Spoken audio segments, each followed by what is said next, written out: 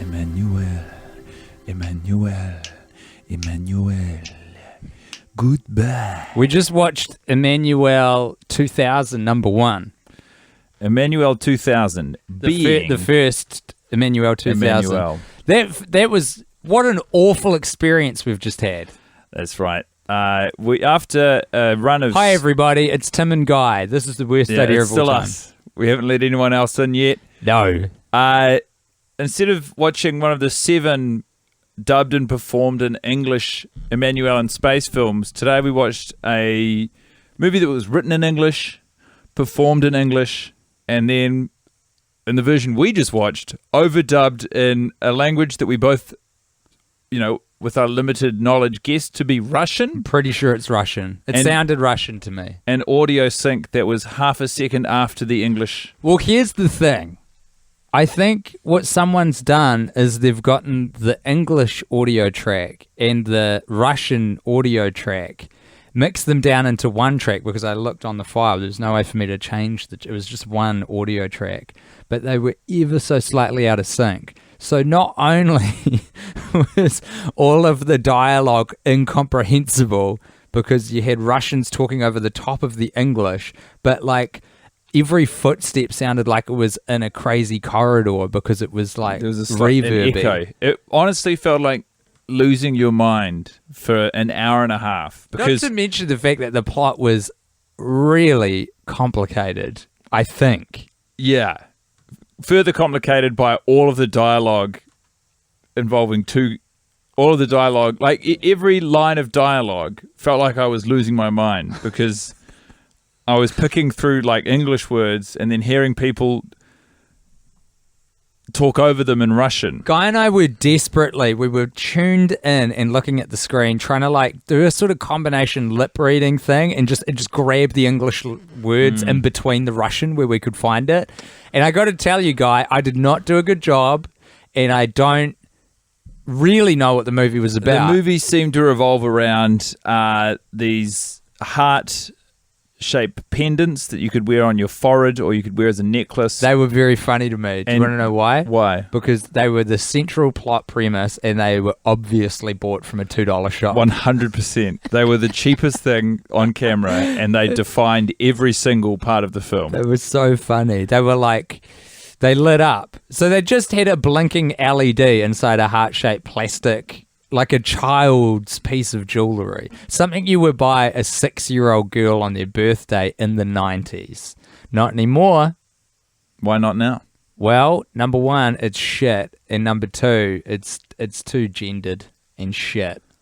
It's shit as in it's crap. It's a waste of resources. Money. Worldly resources. Plastic has a hard go of it, eh? We just weren't to know that plastic would be so convenient we would ruin the planet by our enthusiasm for embracing the technology. We did know the convenience thing. We didn't know the repercussions, that it would stick around. It's but it was just whoever invented it. Mr. Plastic, yeah, Dr. Plastic. Dr. Plastic was look at this. Hey, look what I did. Food. Put it in here. Put a top on it. Poppy in the fridge. Yeah. Fridges are around at the same time as plastic. Yeah, I think fridges were around first. And now it's just plastic's really new. People forget that. It's only been around since the 50s, I think. Wow. How crazy is that? And there's already plastic on the highest peak in the world, and they've found it in the Mariana Trench, which is the lowest oceanic part. Shout out to plastics. It's everywhere, baby. Getting it done. Really took off. All Congrats. the places we've been, so too is plastic. We get so caught up on saying how bad plastic is. I'd just like to quickly, recognize congratulations to plastic for being so worldly. Yeah. It got in everywhere. What's if you were to say very few materials are so well traveled? Is it a material? Yeah. Yeah. Well, anyway, they're wearing plastic, and when they wear the plastic, they can read minds, the main application of which seems to be they implant sexy memories into the minds of whoever they're talking to. So one of the things that I realized retrospectively I loved about Emmanuelle in Space is all of the story is told in English. In English, yeah. The language that we know. In English and in real time. So all of the sexual exploits are happening to the characters in the moment they're happening. But It's this went linear. back to your sort of Sylvia Christel, George Lazenby, sex on a plane, Emmanuelle. Like, Your Memento style storytelling. it's all done in flashback, and they sort of, there's this guy who is some sort of jewel thief, I believe, who is in a cage. He's in a prison cage. I guess he's in prison, but it's made to look like a cage, and he. Yeah, it's funny that, eh? Because, like, if you're in a box that's got metal bars that only go vertical, you're in jail. But if you've got metal bars that go vertical and horizontal, you're not in jail anymore. You're in a cage. Yes, They're funny. that is funny. Anyway, it's ridiculous. A woman goes in and she's got the mind reading tools, and she puts one on the prisoner because she wants to read his mind. But the prisoner is a powerful mind, and so instead he puts it on and then starts implanting sexy anecdotes into this woman's mind, and she just cannot for the life of her stop coming at the very idea of what he's describing. Yeah, it's quite a weird vibe, though, because it's sort of under duress a little bit. And then the woman has friends, and they all have different times wearing the plastic jewelry, and Yeah. at different times they all hear about different people having And sex. there's one set that's a necklace, and there's two of those. And then there's one set that's a Headband. headband, like a tiara almost. And I think there's only one of that. I thought there might have been two. Maybe there's I mean, two. Maybe they're pairs. of Rest everything. assured that just behind camera on set, there would have been hundreds of these things. Oh my God, they bought so many. Because they could. A guy was like, hey, can we use this? And they're like, what do you mean? Props guy. He's like, my name's Simon, and I've worked with you on 4 different films. You know, I'm going to let it slide this time, but you really should learn my Yeah. name. Like, what have you got for us, Simon? He goes, ma'am, I intercepted a box from China that was filled with stuff. And most of it's pretty unusable for this project, but what they did have is 50 pieces of these light up heart jewelry. And I thought that we could work it into the film. And they're like, well, we're actually taking this film in a supernatural direction, Simon, so I don't think we're going to need that. He's like, well, tell me a bit more. And they said, okay, check this out. It's a combination spy action thriller that features a heist storyline about some mini CD discs that need to be stolen, which have incredible data on them. And Simon said, this sounds incredibly complicated. What language will it be performed in? And they said initially English, for that is the original language that the script was written in, and all the performers know. However, We will be immediately hiring the thereafter, cheapest available Russian voiceover actors. yes, to translate for us. Not only that, Simon, but we are going to layer both tracks atop each other and just knock them out of sync by a couple frames so that even the sound has like a echo on it. He said, okay, you lost me, but let's get back to the jewelry. They said, okay. So what we've got in mind is bringing in some psychic powers that are bestowed upon some of the characters. He said, what if they were channeled through artifacts vis-a-vis these plastic hearts? And they said, yeah, all right, Simon. I've always thought it's the job of the props department to just bring a box of shit and talk its way into being a central plot point in the film. That's my understanding It's of never how... to retrieve things that are asked for. It's always to be bringing new ideas, bringing new junk. It's Hollywood, baby. This Yeah. is how it functions. Should be called Hollyweird. Some They- of this stuff. Also, the most hard. A few things have happened between Emmanuelle in Space and Emmanuelle 2000. They've digitized the cameras, which are shot in a crisp 240. What's 240 lines of vertical resolution.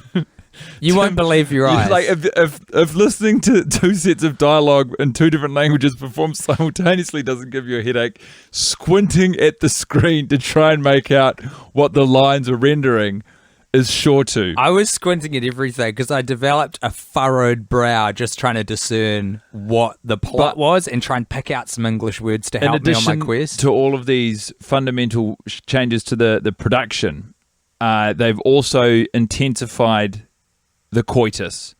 These characters, The coitus is back. yeah, they're having sex with a newfound amount of vim and vigor, the likes of which we've not seen since the French 1970s versions of Emmanuelle. The halcyon days of Euro Emmanuelle. And they've hired a consultant who knows roughly where how you can align a mouth to genitals or genitals to genitals, and they get it right about half the time. Yeah, which is a fucking good hit rate for this series. They've also introduced the concept of oral sex. Before anyone has sex in this movie, a blowjob and cunnilingus both must be rendered from both sexual parties. We've got eating ass. We've there's got a little bit of ass play. blowjobs. We've got all sorts of things. We've got a hot tub. What was that storyline?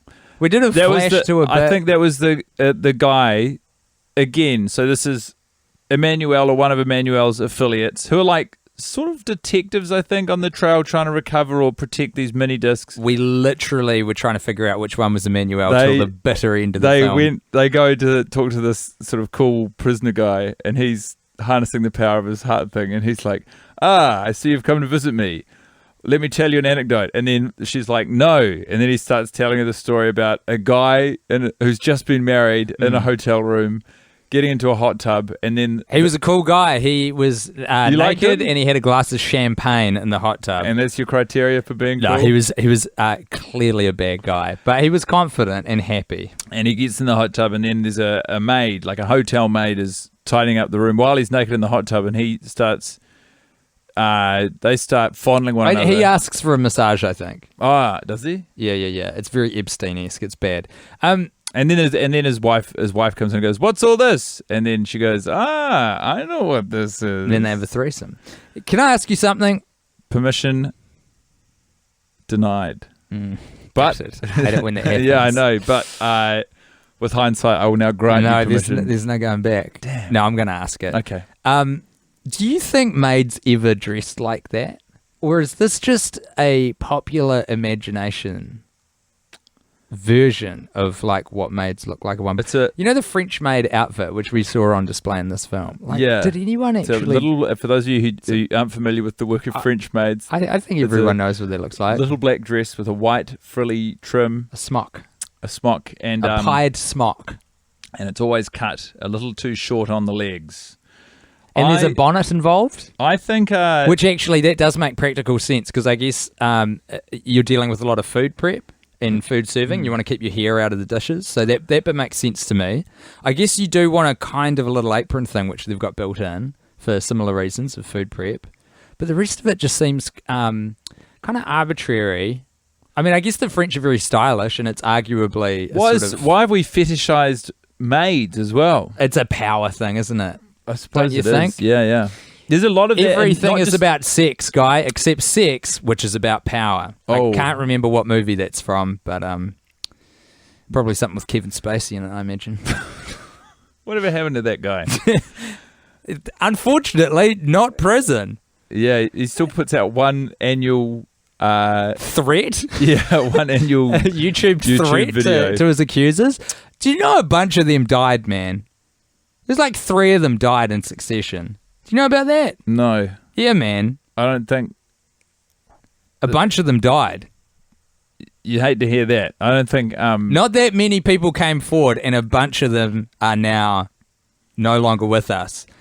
Not the guy who was in Rent, though. I'm pretty sure he's still around, thank God. Well, you know, I'll say it. I know that you love K-Pax, but I think Kevin Spacey's a bad guy. I don't really remember it that well, but I remember enjoying it, but I don't remember the film. Yeah. Would you come down on the, can we celebrate the art after the artist has fallen guy? What do you think? I don't think I could watch a Kevin Spacey film without thinking, there goes that man. I was watching an interview with a comedian who I cannot remember who it was recent. Oh, no, it was someone I don't even know who they are. It was an actor. Fuck, this was about Kevin Spacey. So there was a guy who was an actor. His name's Troy something, and he was acting alongside Kevin Spacey in a Call of Duty game because they did like intense motion capture and stuff. And he put it really well, which is that the whole like, I'm paraphrasing what he said, but the idea was if you allow...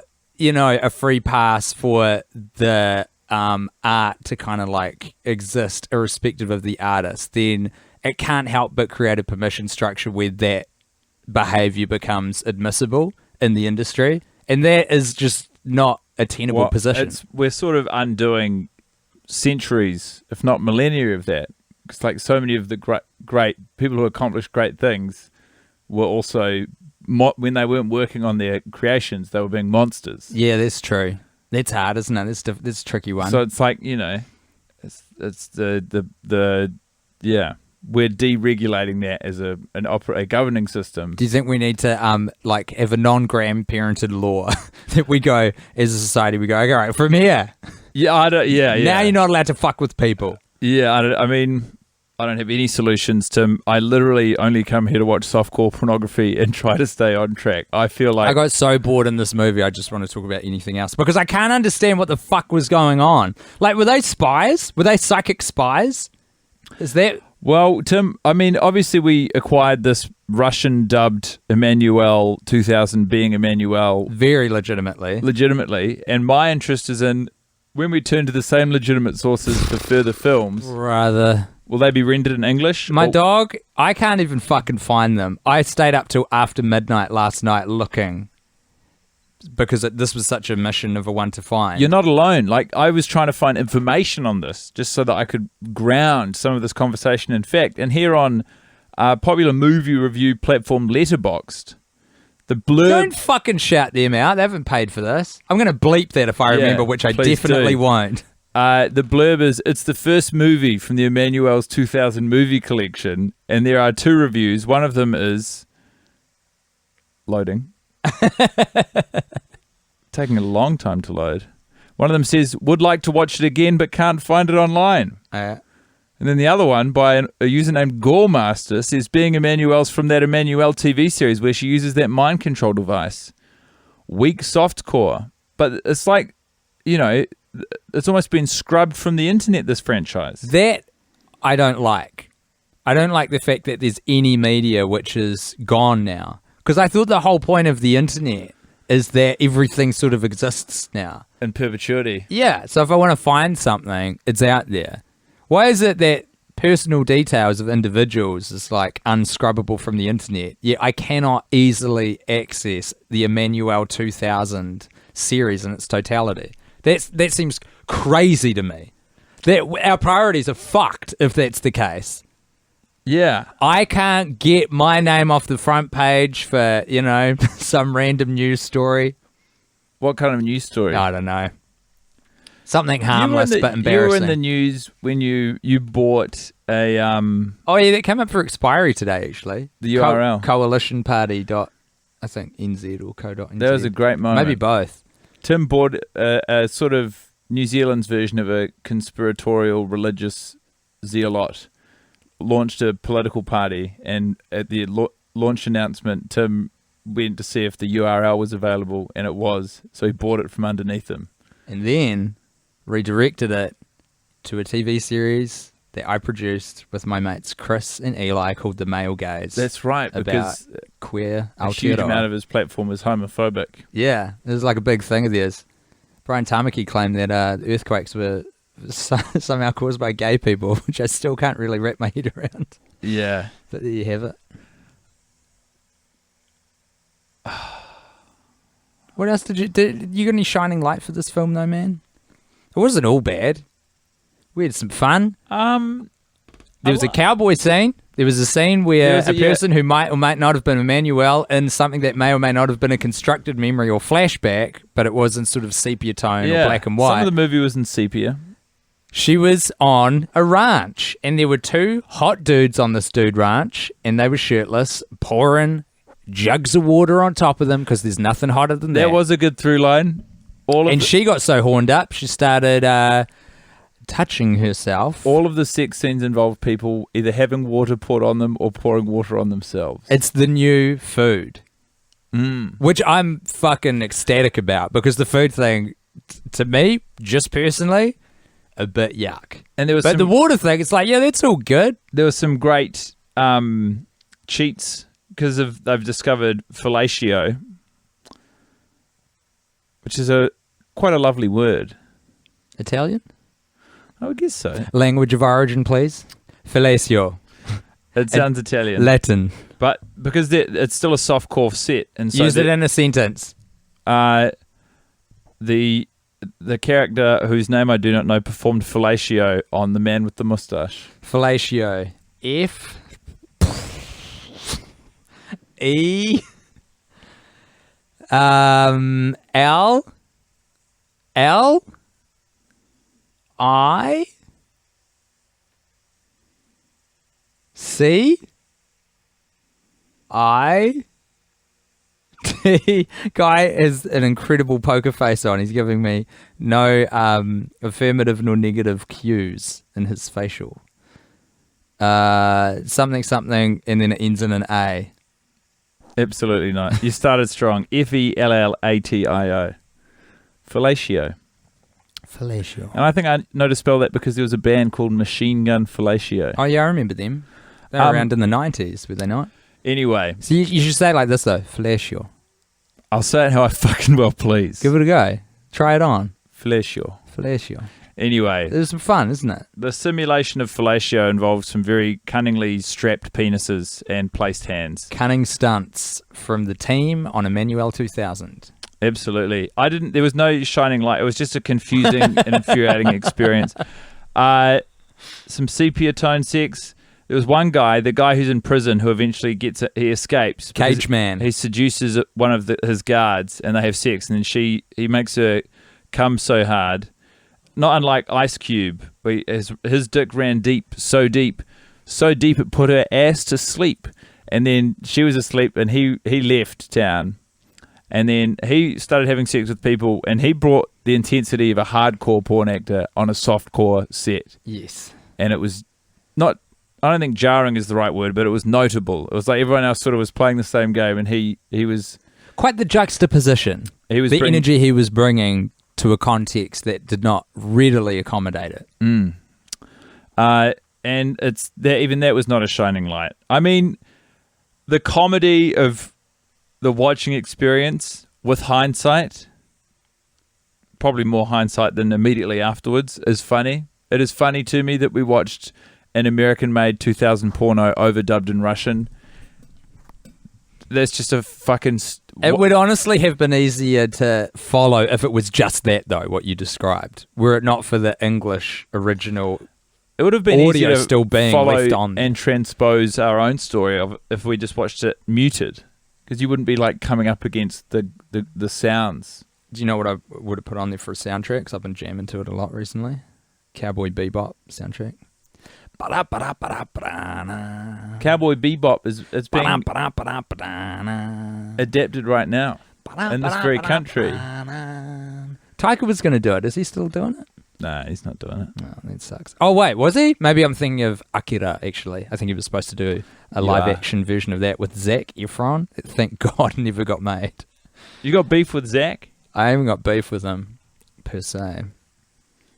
What does that mean? I don't know, man. I don't know. He seems troubled, to be honest.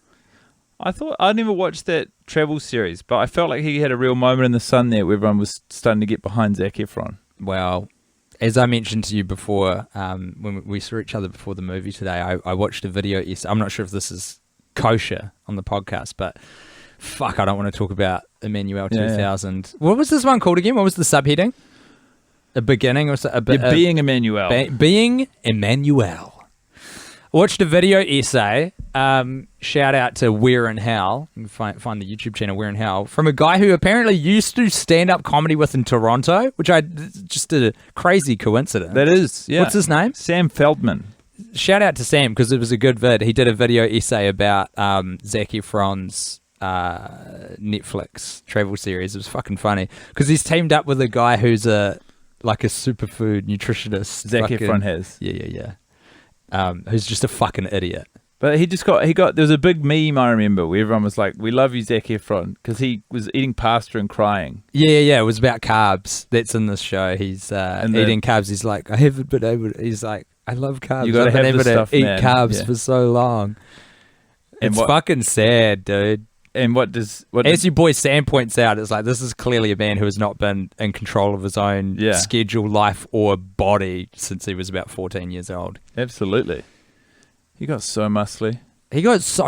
Man. We should watch Baywatch. I've never seen that. But it'd be an interesting film, I think. I'd love to watch Baywatch. Hot bodies and a hot beach. Speaking of a hot body and a hot beach, Tim, it's time. Hello, I'm George Lazenby. I was expecting the boner inspector, but I guess... come on in, Mr. Lazenby. Sorry, who? No, The boner inspector. Yeah. Well, I hope they don't come past here because I don't have a license to drive this thing. Have you got a big old erect penis right now, George? Constantly. Far out. You should see a doctor about that, apparently. It is agony. They say it on all the pills. They say, if your boner persists for longer than a bit, you should go to a doc. I'm not on pills. I'm just in a constant state of arousal. That is, that sounds really worrying, actually. When did that start? 1972. You've just been walking around at full mast since 1972. More or less. That's how I got here. Trying to do some quick math on this. I use it like a sail. Where the wind blows me, that's where I go. That's like 59 years you've been walking around with an erection. Correct. Fuck, man. I mean... 40, does it bring 49. You, yeah, that's right. Yeah, that must be right. Does it bring you... Looking forward to bringing up the half century next year. Yeah, I'll bet. Are you going to have some sort of ceremony for it? Well, it's one of these weird things where you kind of get married to it, you know? Yeah. On the one hand, it would be nice to... If it went away. Yeah, but on the other hand, I'm like, well, what's another year? Yeah, totally. Especially with... It's a bicentennial, right? If it's... is that right? Yeah. I think bicentennial is one of those words where it can mean both twice in a century and once every 2 centuries. Well, it's funny you should mention bicentennial because isn't that the Robin Williams movie? It is, The Bicentennial Man. Yeah. So on the 50th anniversary of my erection, I'm gonna try and empty myself to Bicentennial Man. Well, I think that is a wholly inappropriate way to celebrate the life and career of the late, great Robin Williams. But that's not for me to judge. I'm not celebrating Robin Williams. I'm celebrating my erection. Oh, yeah, fair enough. You're just trying to tie it all together thematically. Well, yes. That's pretty cool. So what are you thinking? Like fireworks show? That's probably a given. That's what you do at a... For my anniversary? Yes. For I know what I'm doing. I'm here to ask you what you're doing. I want to know what the, will this be a public display or is this more of a, intimate event for you and your erection? I've got Bicentennial Man on Blu-ray. That's very good. Crispy 4K, 5.1 surround. Crispy 4K. Mm-hmm. And, I was thinking about just putting it up on the 80-inch flat screen I have. That's great. You got a big old TV now, huh? TV, yeah. Have you got one of those OLEDs? Do you know? Do you know much about TVs, George? Everything. Yeah. Is it an OLED display? Yeah. That's fantastic. The good thing about those is the blacks are truly black because they just turn the pixel off. Yeah, you don't need to tell me. Yeah. They're good for you, man. And you got a decent sound system there at the house? No. That's crazy to me. People get the big TVs and they don't spend on the speakers. What do you got there? Like a little computer speaker set up or something? I just play the audio through my phone. That is I don't even know how you do that. That's crazy. I don't know how to change the setting. Yeah, that's fair enough. You're pretty you're advanced in your years. Shockingly still alive though. I found out recently when I perused your Wikipedia.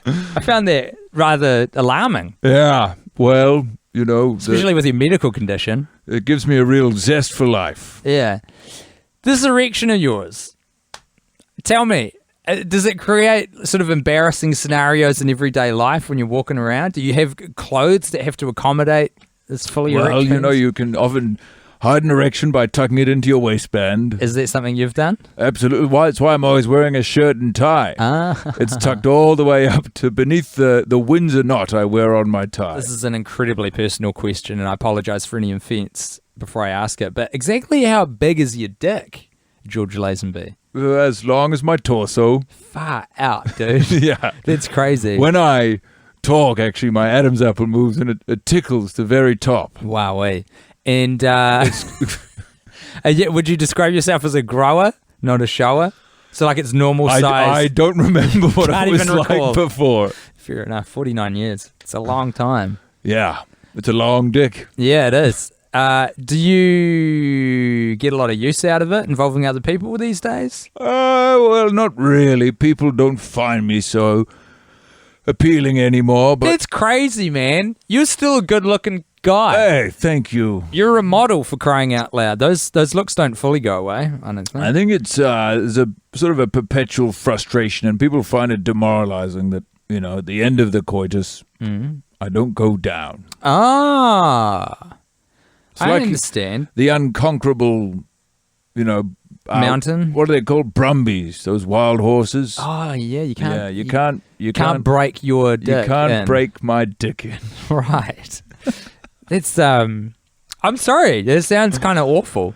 Well, it's not perfect, but it's my life. Yeah, good on you. I sort of just roam around wherever the breeze does take me, asking people if they've got an idea for a porno. George, and maybe one of them will be good enough to make me empty myself once and for all, and I can walk free. I'll bet that's why You know an interesting thing about my penis? Yeah? What? Twice as long when flaccid as it is erect. Now that is a medical marvel. I don't even fully understand that. But it's the good attitude that keeps you walking around, I think. Keeps you healthy. Keeps you kicking. Yeah. You got a very philosophical outlook toward life. Well, you have to with these things. Yeah. So look, I believe your niche is hearing pitches for pornos, assessing That's my those lane. pitches. That's what I like. When I hear one good enough, I'll make it. And then I'll watch it.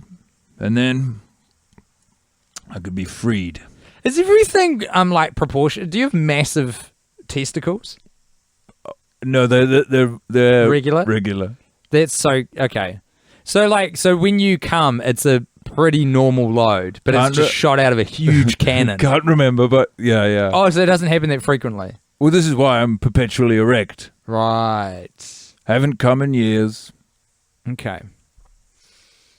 Because I imagine there'd be like some hydration implications, if it was proportionate to the size. If you've got a normal body that I see before me of a 6'1" Australian man, and then you have a penis that stretches the entire length of your torso, I'm going to estimate that penis alone must be like 3 feet. If you've got a load proportionate to that penis, like scaling up, that is a lot of like water leaving your body, if nothing else. Yeah, I mean, it's just a lot of cum. It is. It sure is. Anyway, sorry, I got sidetracked. So, a porno for you, Mr. George Lazenby, with your big old untamable hog. Picture this. An architect. He's bespeckled and he's in his late 40s. He's got a little salt and pepper on the face. Okay. And he's Spanish. Nice. The story is set in the south of France, and our architect, whose name is Arthur, Traditional Spanish name. he's taking a little holiday in the south of France at a villa. The villa sits on a small but well-known vineyard called Villa de Milo.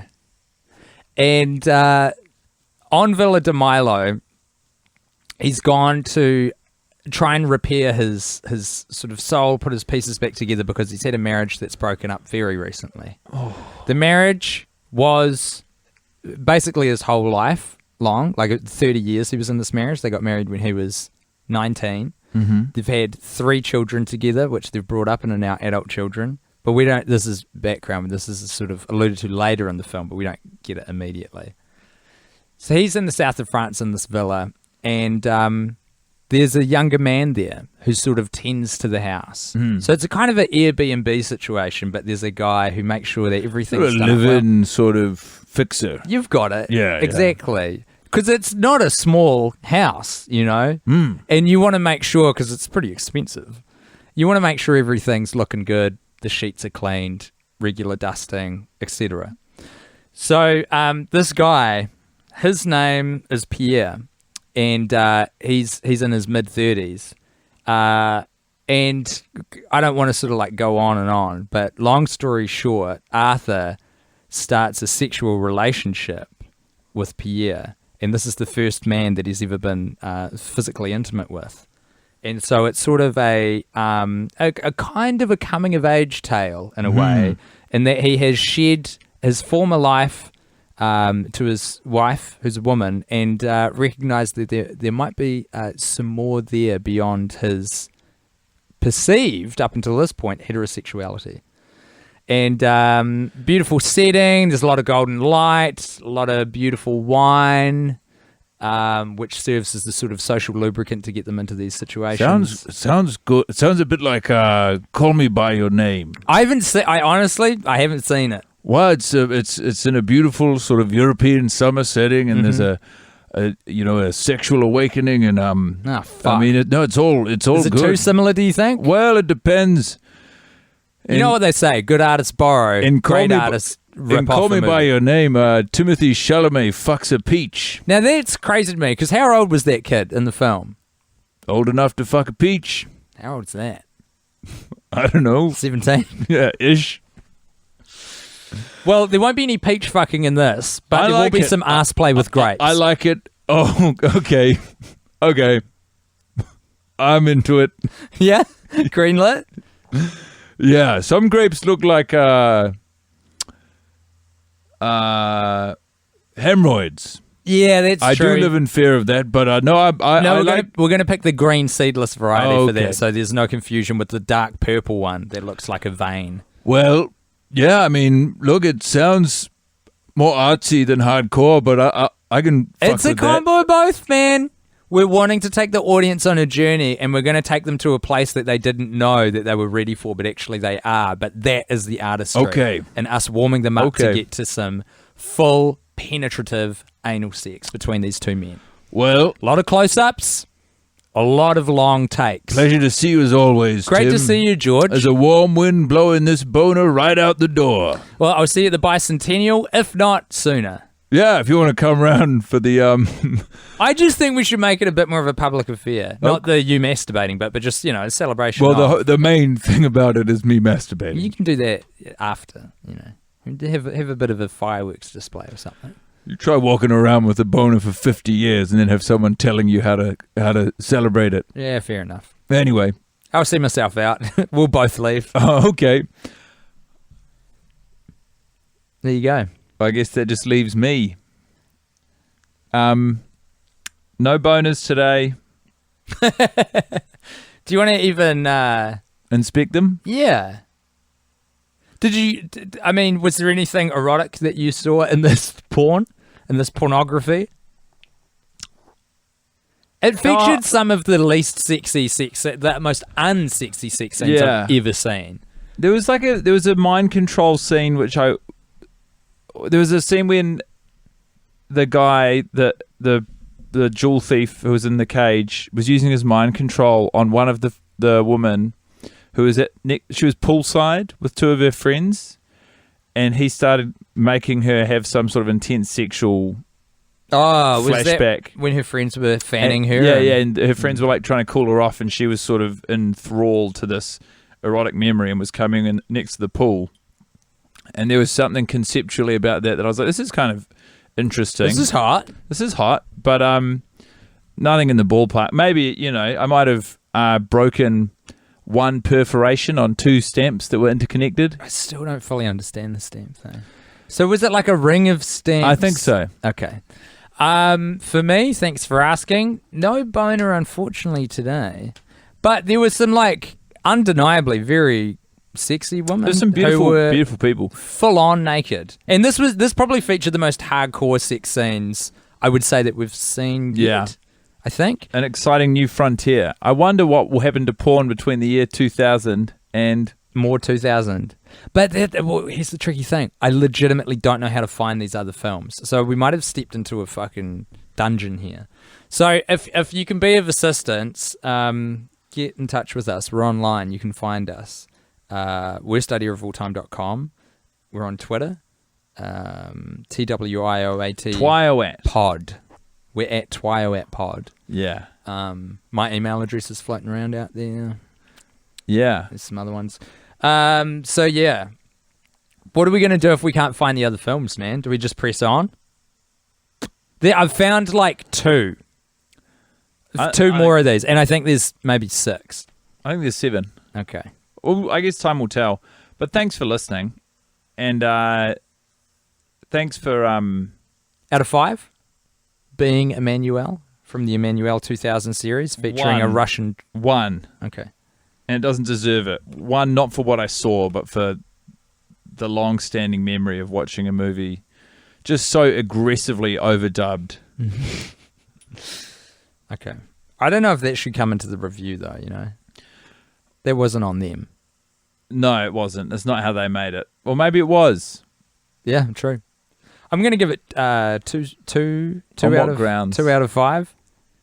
I'm extending it some benefit of the doubt. The Russian confusion actually helped, I think, boost it up to a 2.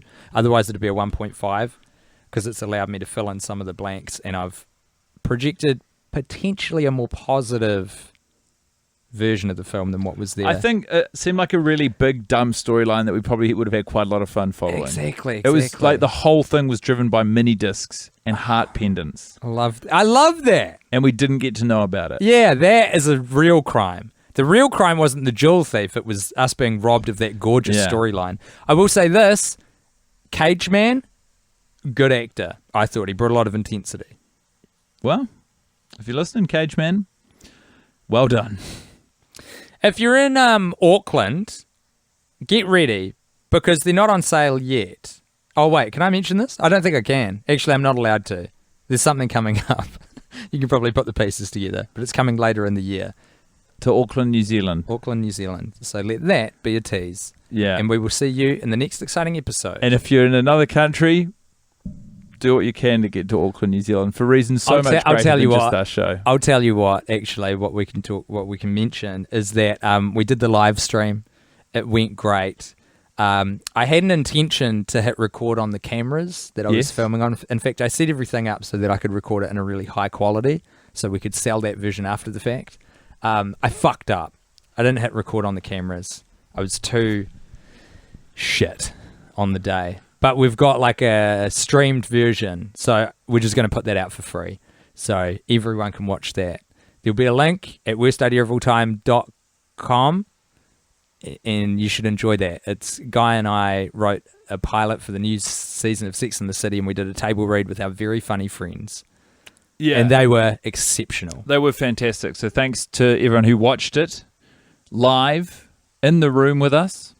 And Madeline Sami, Reese Matthewson, Alice Sneddon, our star players. We're having trouble wrapping this one up. So I'm just going to do it. See ya.